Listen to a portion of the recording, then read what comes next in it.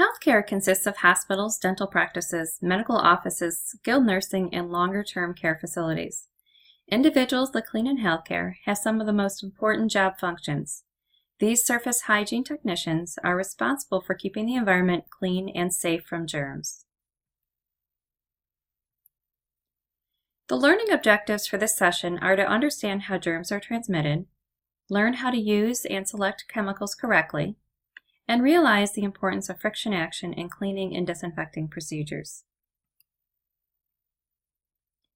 Let's first start by defining what germs are. Germs have a variety of different names, sometimes called germs or microorganisms or pathogens, and pathogens refer to germs that are capable of causing disease.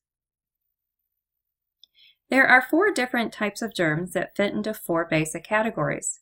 Virus, bacteria, fungus, and protozoa, also known as microscopic parasite, are the 4 basic categories. Before we can fight germs, we first need to understand them.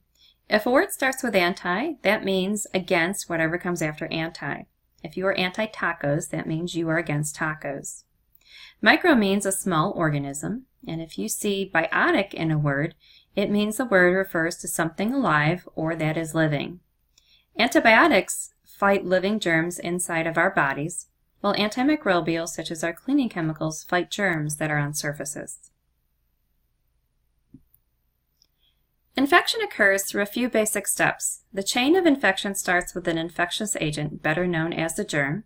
The germ can be a virus, bacteria, mold, or protozoa parasite. The infectious agent then makes a home for itself in or on a person, animal, or surface.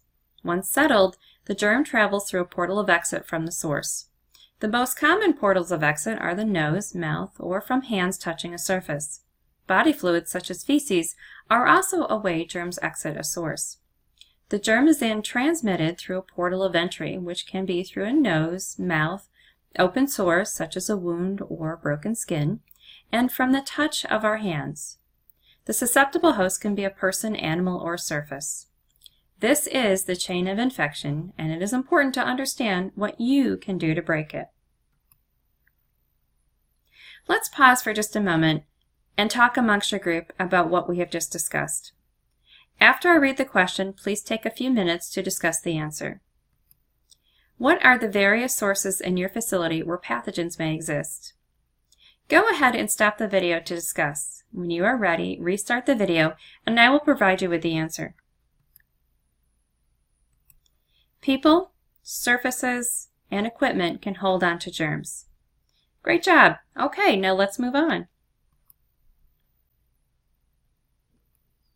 Germs transfer through 2 main forms of transmission. The first form of transmission is through direct contact with a surface or a host. Generally, it is the host touching a surface that has germs. The germs then transfer onto the host through touch. The second method is indirect transmission. Indirect transmission occurs through talking or breathing, in which germs enter either through our nose or mouth and requires no direct contact with a surface or a host. Hand hygiene is the most successful way to prevent germs from transferring from one place to another. Cleaning hands is an 8-step procedure that uses soap, water, and most importantly, friction action to remove germs. After first applying soap and water, use friction action to clean the palms of your hands. Then using friction, clean between your fingers. After thoroughly cleaning between fingers, use each hand to scrub the back of the other, rotating to then scrubbing the thumbs. Once thumbs have been thoroughly cleaned, continue using friction action again to clean fingers. Use the palm of each hand to clean under nails by rubbing in a circular motion. Once nails are completely clean, use the opposite hand to scrub each wrist several times before rinsing. Thumbs are the area of hands most often missed during hand hygiene and generally require a little more friction action to properly clean.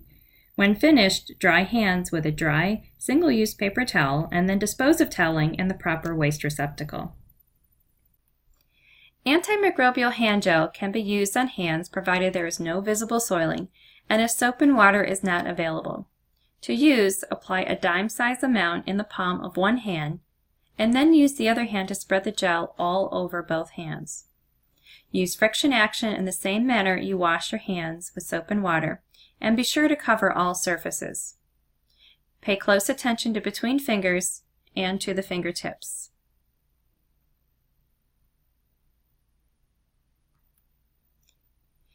Before we go any further, let's stop for just one moment to make sure everything is making sense. Please stop the video after I read the question and talk amongst your team about the answer. When you are ready, restart the video and I will reveal the answers. What are the two main ways germs transfer from a host or the environment? Direct transmission and indirect transmission.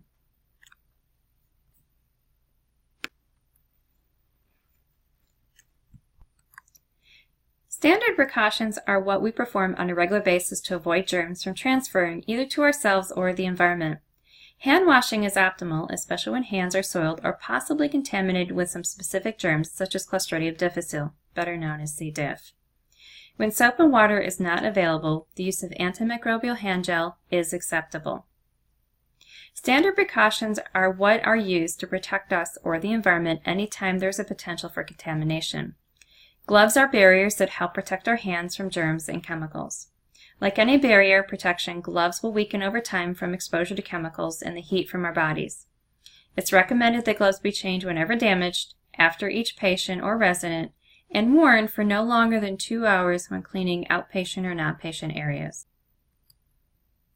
Standard precautions also include barrier protection that prevent the spread of germs, such as gowns to protect skin and clothing, shoes to protect not only feet from germs, but also feet from transferring germs from one place to another. Eye protection helps to prevent germs and chemicals from getting into our eyes. There are a variety of face masks available depending on the type of germ in the environment. Some masks are more heavy-duty and prevent against different sized germs from entering our bodies through our nose and mouth. The safe handling of sharps is also another standard precaution.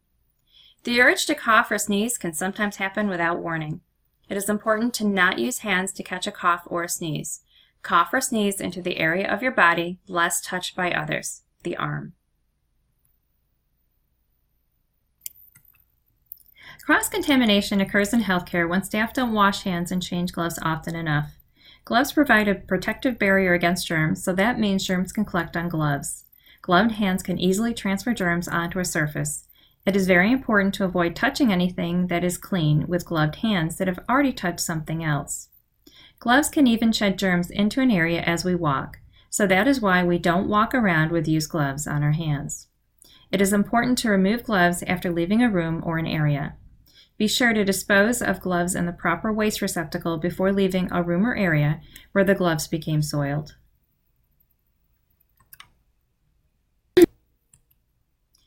Moving throughout a facility without changing gloves means we sometimes touch other patients or residents or surfaces patients or residents touch. This can make residents and others sick. If you touch your eyes, nose, or mouth with gloves that have soiling, you may become sick. It's time for another learning check. Remember to stop the video after I read the question to discuss what the answer might be. How do you avoid cross-contaminating surfaces? Go ahead and stop the video. When you are ready, restart the video and I will reveal the answers. Hand hygiene is the most effective way to prevent cross-contaminating of surfaces. Be sure to change gloves whenever they are soiled and whenever leaving a resident or patient's room. And don't walk around with soiled gloves. If gloves have been used to touch something soiled, be sure to change them before leaving the area. And use barrier protection whenever it makes sense. Viruses are one type of germ and are very small, so small in fact that 500 million viruses can fit on the head of a pin. Some pathogens require less than 100 viruses to make a person sick. Viruses require a host to survive and can live for minutes to even weeks outside of a host. Inside a host, viruses thrive, multiply, and make a person sicker. Norovirus is one of those viruses that require less than 100 virus particles to make a person sick.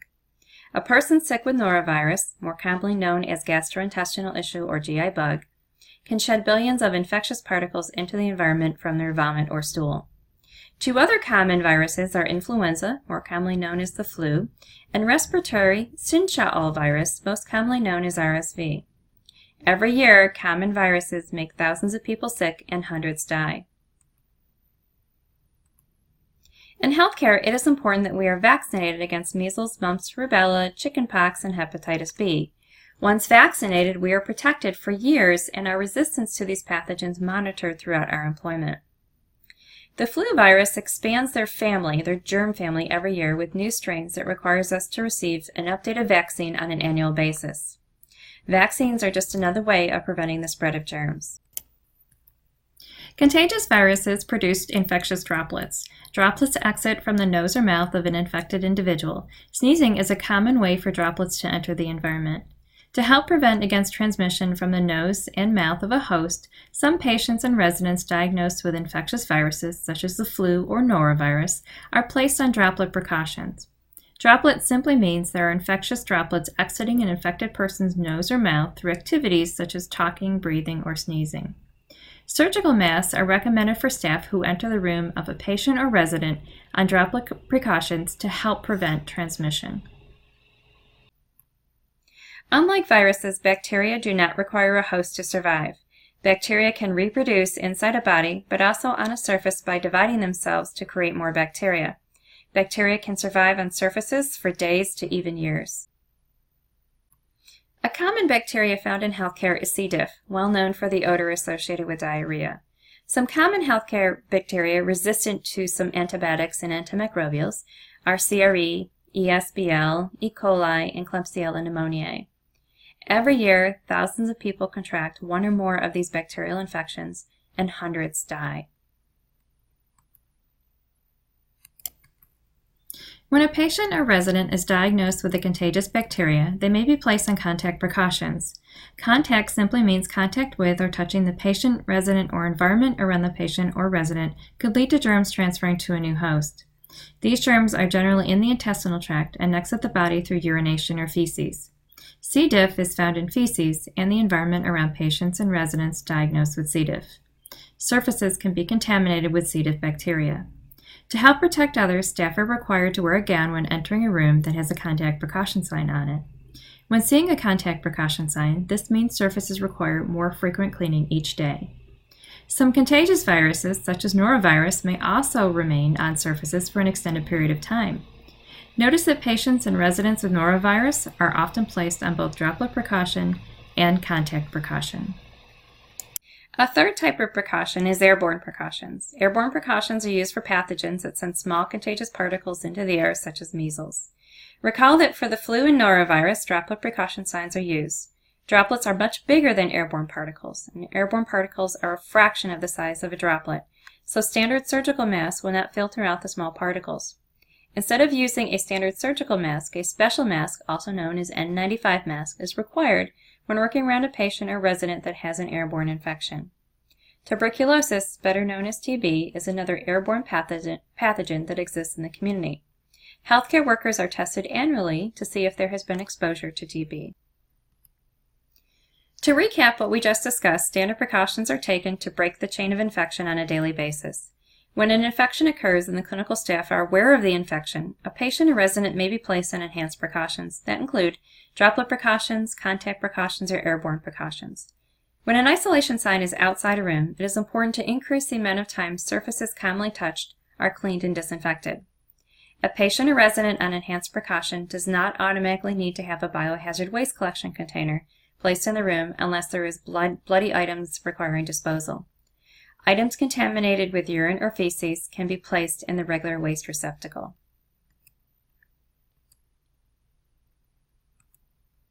The key is if clinical staff are aware of infections. Not all patients and residents capable of spreading germs show any signs or symptoms. That is why it is so important to treat every single patient or resident as if they are capable of being contagious. It is equally important to treat every surface as if it has already been contaminated with an infectious agent. When performing cleaning functions, always work from the area that is most clean to the area that is most soiled. When cleaning a toilet, always work from the top down, cleaning inside the toilet bowl last. Do not use the bowl brush anywhere outside the bowl, and doing so is considered cross-contamination of a surface. Be sure to avoid cross-contamination by working from the area that is most clean to the area that is most soiled. It's time for another learning check. Remember to stop the video after I read the question. In what direction do you clean? Go ahead and stop the video and talk amongst your team about what the answers might be.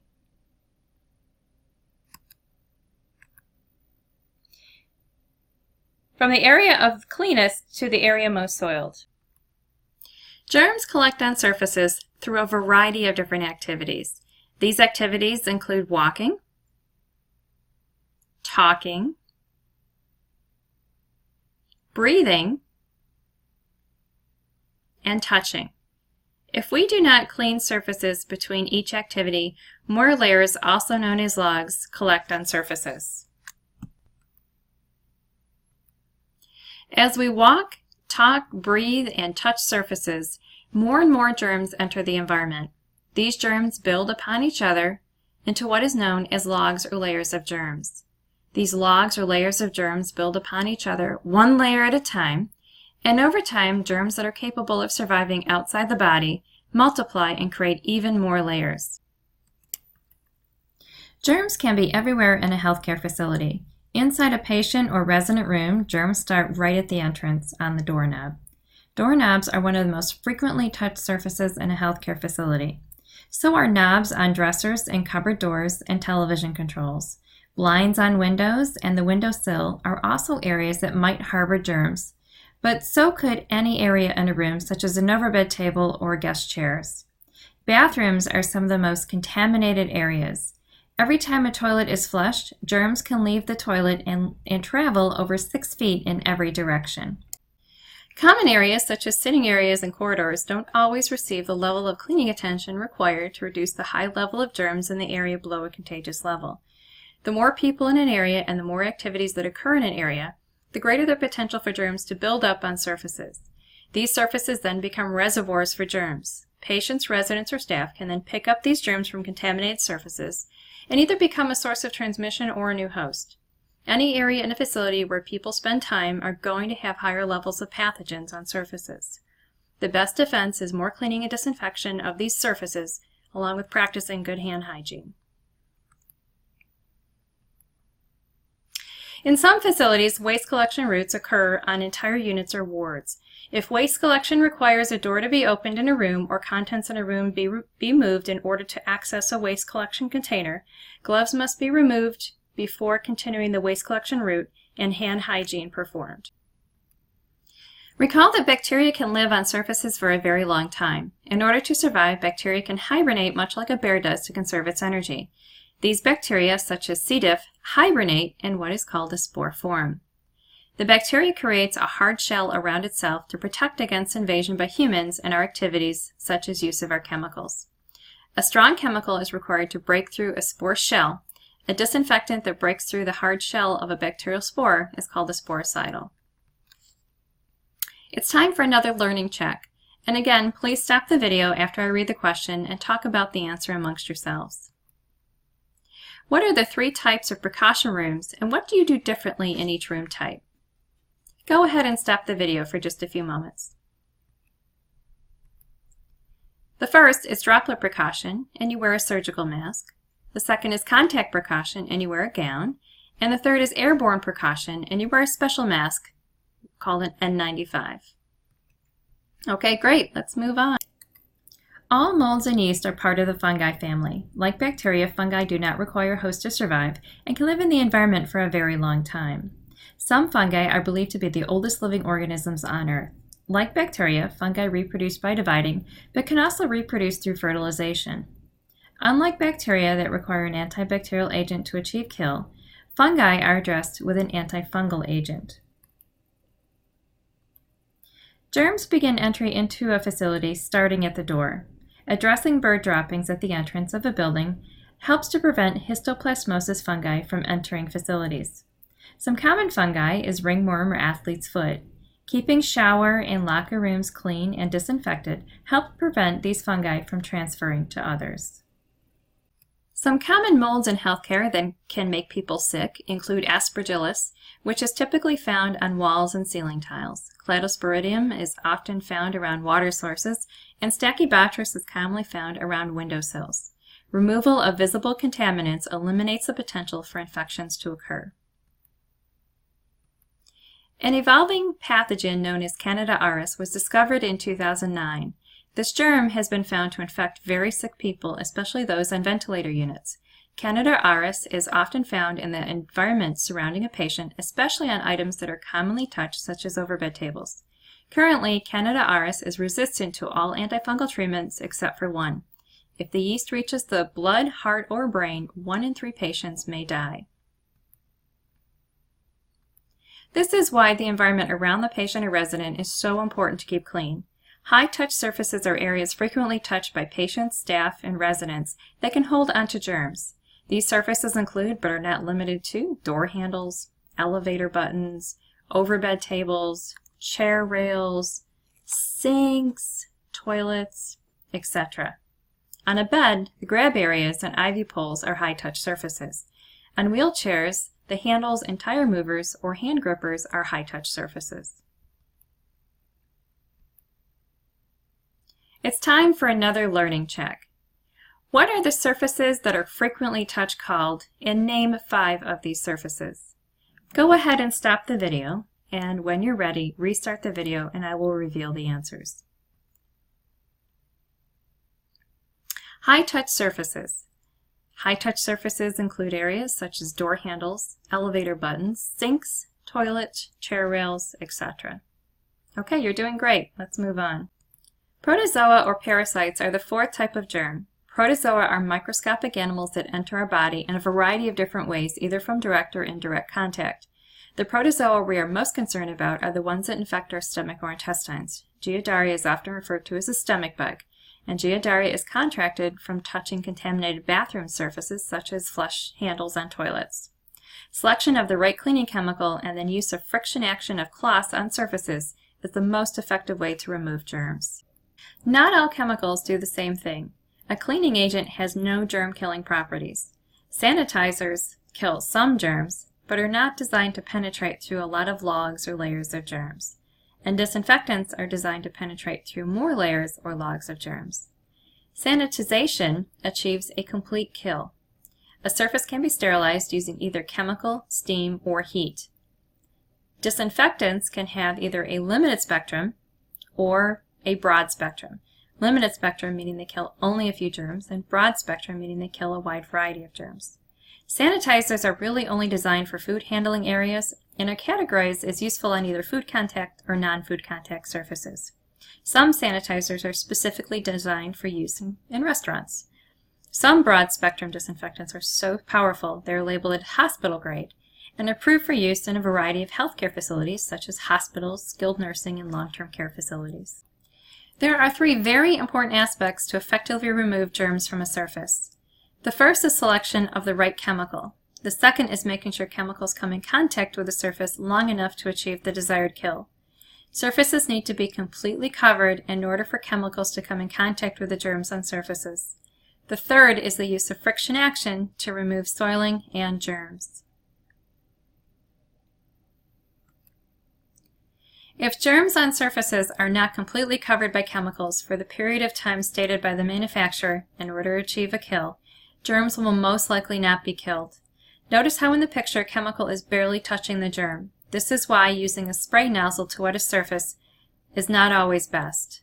In fact, germs may become resistant to chemicals and made stronger if they're not in contact with the chemical long enough to achieve kill. We call germs that become resistant to antibiotics or antimicrobials resistant pathogens, or stronger germs.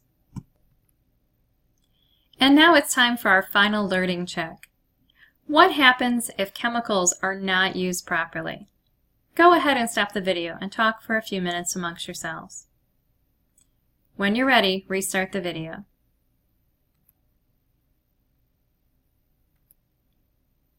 Germs will not be killed and may become resistant to our cleaning chemicals. Congratulations! You've successfully completed this educational session. Thank you for being such an awesome participant.